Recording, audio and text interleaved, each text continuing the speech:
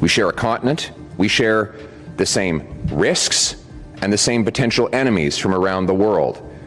Those kinds of enemies can metastasize into real dangers and actual attacks, as you saw suddenly and unexpectedly on 9/11. It's good to have friends when those sorts of things happen.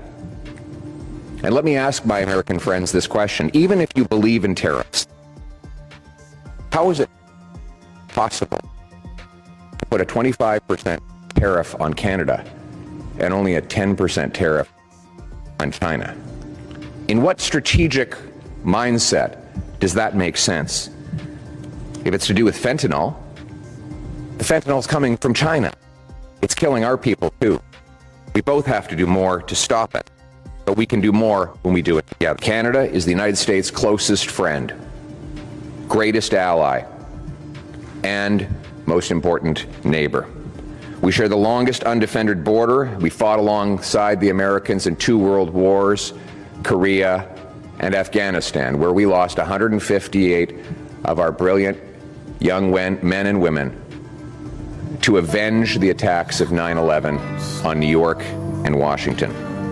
There is no justification whatsoever for these tariffs or this treatment.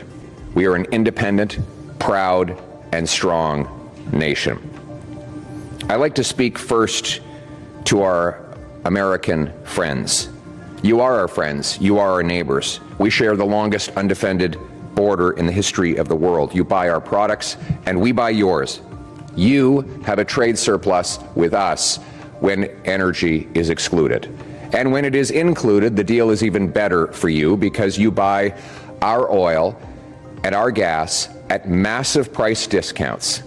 Not because we're nice Canadians, but because here at home we've made really dumb decisions to prevent us from exporting our energy to any other countries. I think Poilievre has challenged himself to lead Canada to the promised land, and we can't say much because it is now here at home. My message to the Liberal government: put aside partisan interests and recall Parliament. It is insane that in this great crisis, Parliament is shut down to deal with a crisis and a power struggle within the Liberal Party. Let's put aside partisan, political interests and recall Parliament to pass into place a common sense Canada First plan. And here's that plan. 1, we must retaliate dollar for dollar, carefully aiming those tariffs at maximizing the impact on American companies while minimizing the impact on Canadian. We must maximize the impact on American companies while minimizing the impact on Canadian consumers and businesses. That means targeting U.S. products that A, we can do without, B, we can buy elsewhere, or C, best of all, that we can make here at home. That best example of that would be steel and aluminum.